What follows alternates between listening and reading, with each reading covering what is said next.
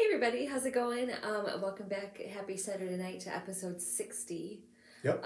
We have a very special episode. As we mentioned on Thursday's episode, we went cat hunting today. Cat hunting? we I thought you were going to say we had a very special guest. we do. But we can't. We'd have to coax them over here. It's been a great day.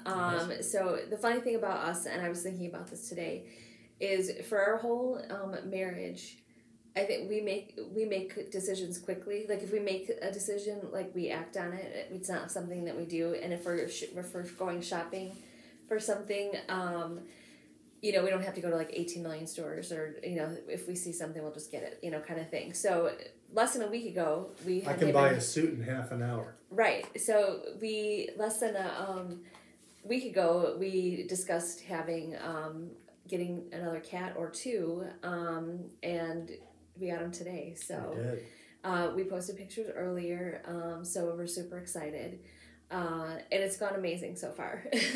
Yeah, it really has. They're a little younger than what we initially anticipated. We talked about maybe getting cats that were a year or two old. These two are actually only 7 months. You might be able to hear one crying in the background. Yes. Excuse me. They're sisters.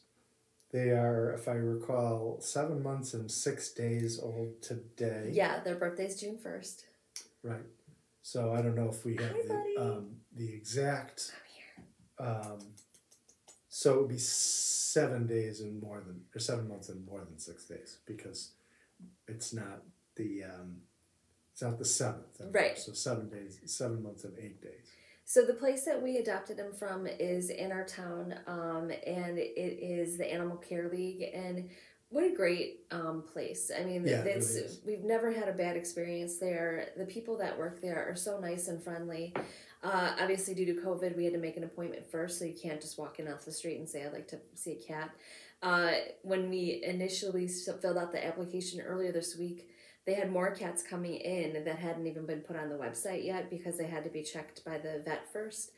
So the ones, there were plenty, and when we got there, we mentioned that we would be willing to take 2 that they didn't want to separate because we just thought it was easier that way. Plus, we like having more than one cat. That's true. So we went into the room. Wouldn't you say there was like 25 cats? I mean, there was so many cats. Because they had one room that was just for kittens, although there were some older ones in there. Yeah. And then one room for like the little bit older cats, which included the 2 we ended up with.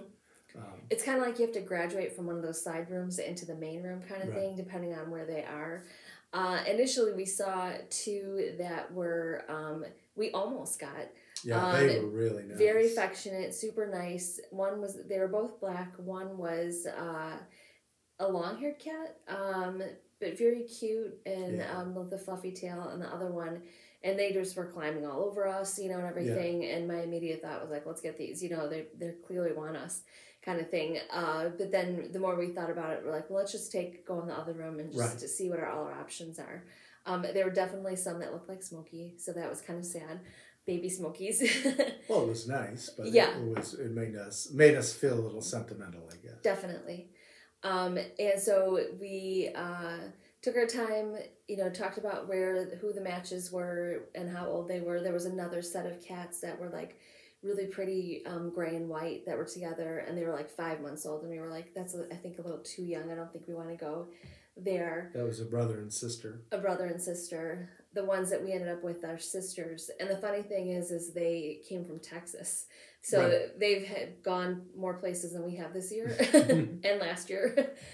Yeah, that's true. They had, the shelter up here had a dog that was, it's a no-kill shelter.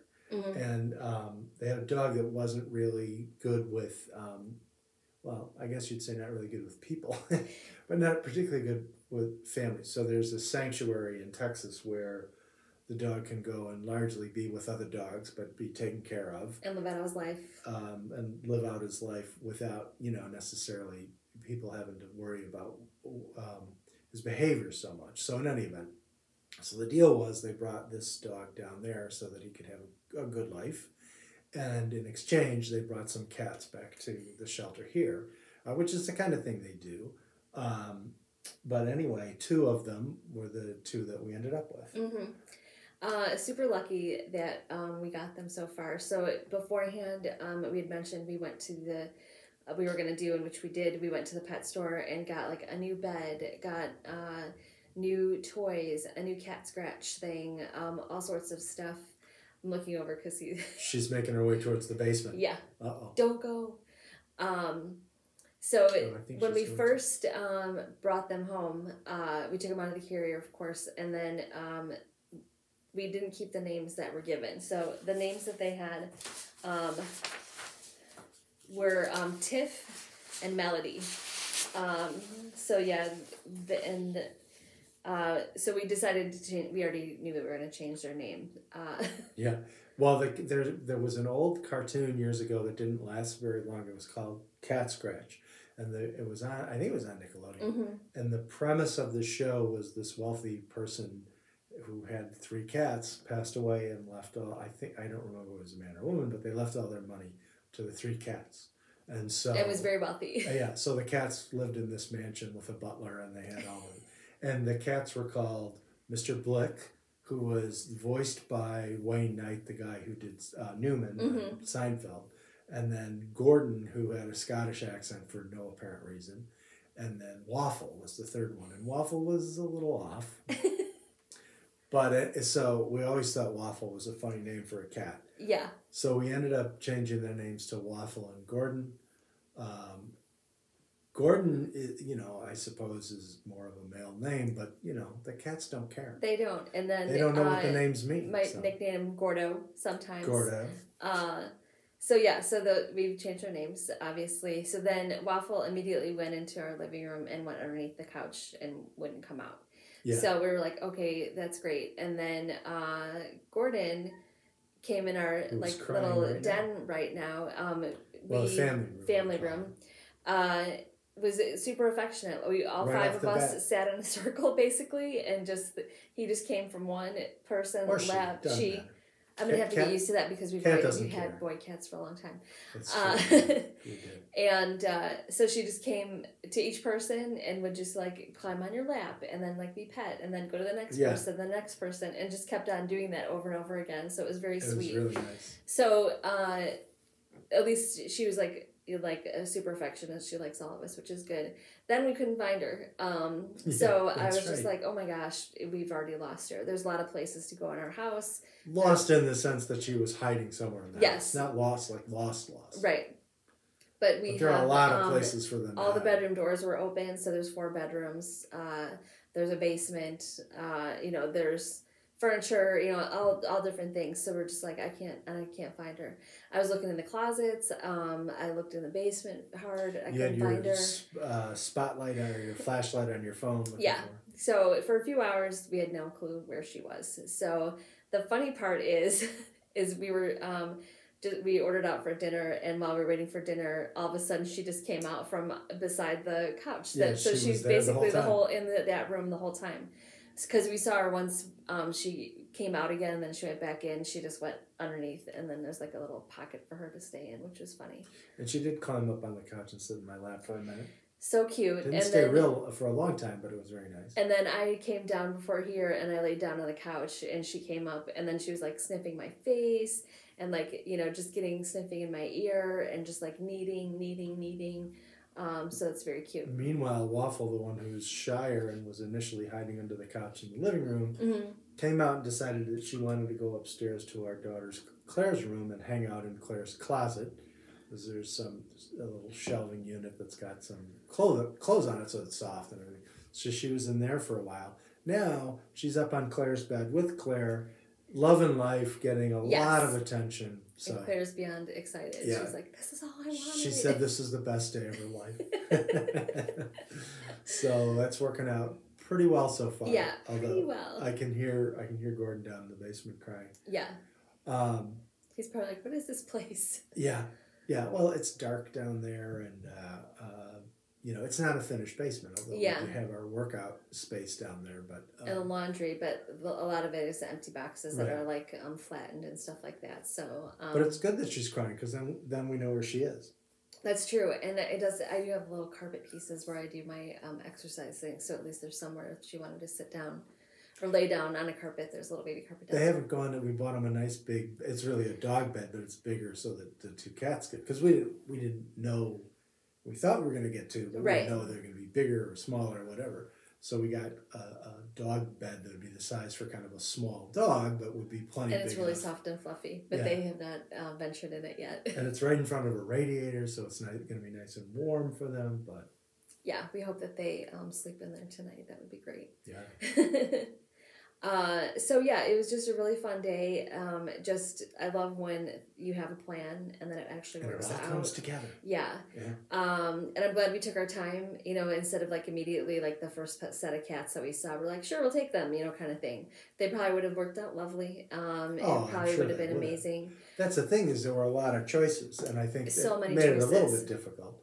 But we kind of took the time to get to know all of them. So.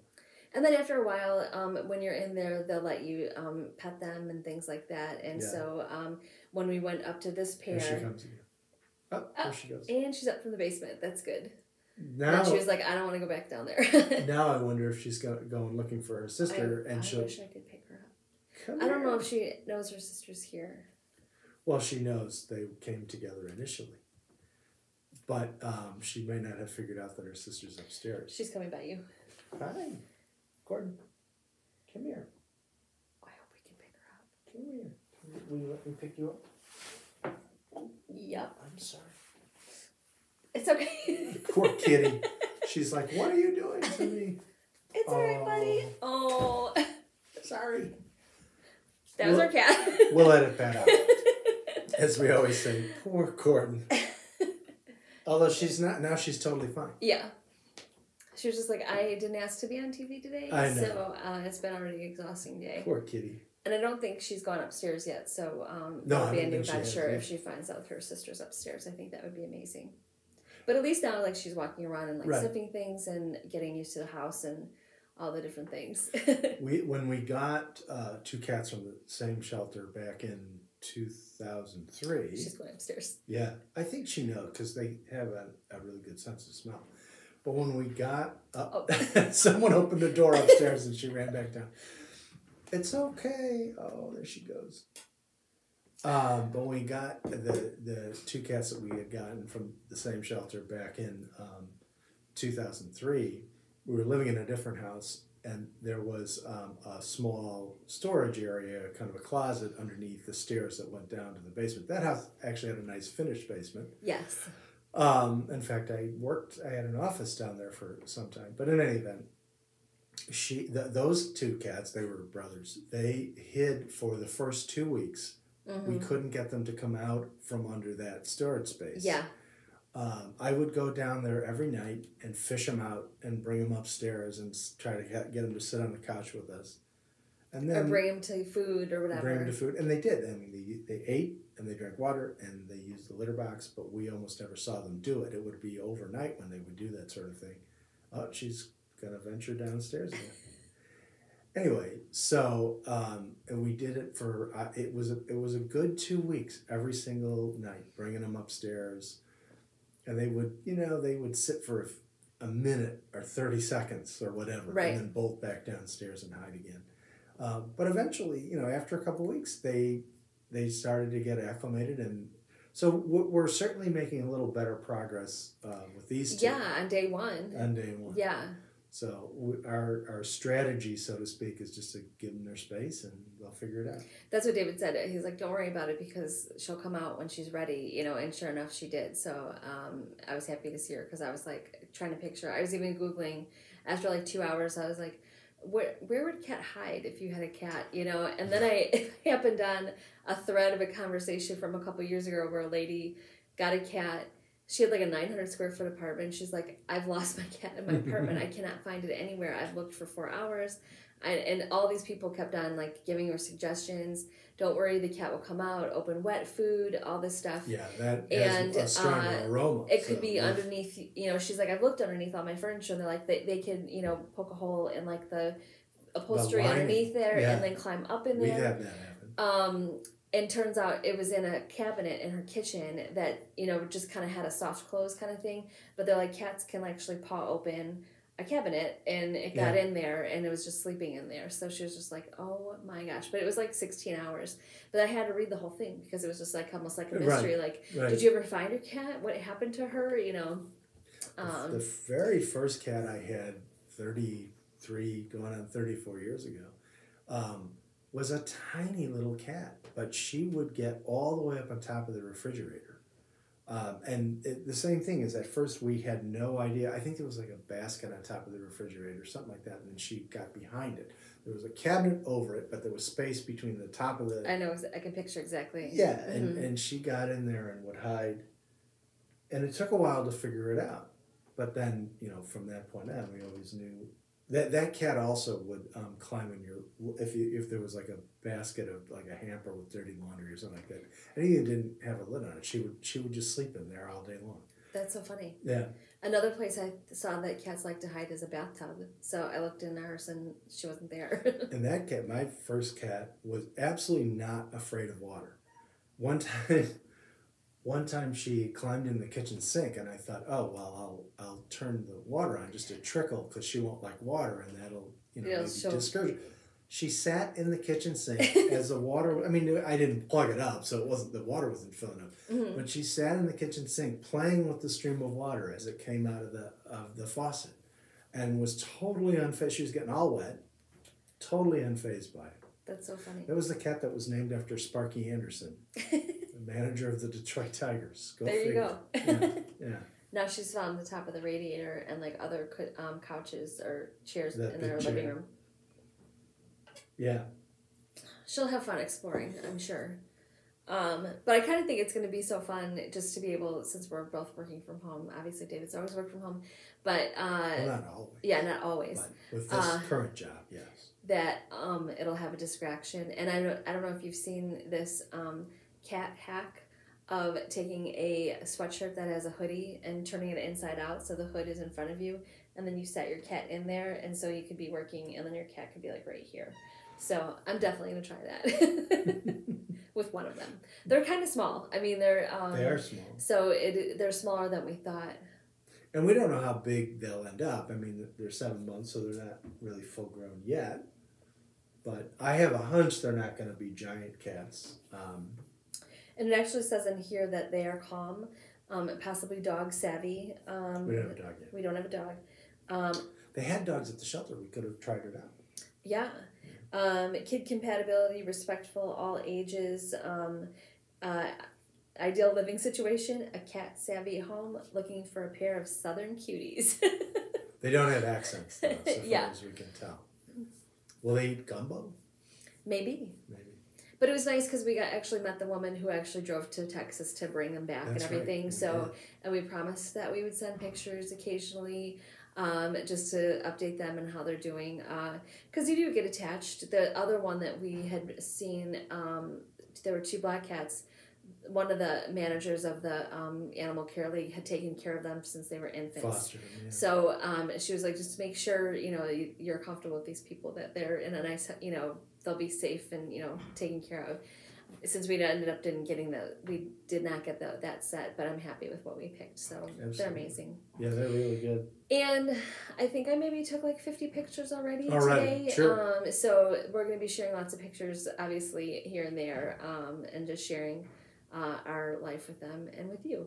We also discovered one funny thing about at least Gordon is that she's apparently never seen a television before. Yes. She was, or a 70-inch television. Well, it's a big TV. It's a big TV, but she was a little freaked out watching. We turned on Wheel of Fortune, and she was just like, "Whoa!" Well, it was even before. I mean, you put on something like Antiques Roadshow or something, something that's not, you know, loud and flashy or anything like that. But she immediately was like, "What is that?" Yeah. We had to turn the volume down. We care more about the cat's comfort than, you know. We do. Anything else. So we're excited to see what they do tonight, you know, as it kind of gets quieter and little things. If they'll, last night when we were watching TV, I said to David, I'm like, tomorrow at this time, we could each have a cat on our lap. So, and I can hear Gordon crying. She's a talker. It's okay, buddy. Oh, poor thing. Wow. All right, we're going to take care of our baby, so we're going to let you go. We're going to be up every 2 hours feeding her. But we hope you guys have a good night, and we will talk to you later. Have a good rest of the weekend. Good night. Bye.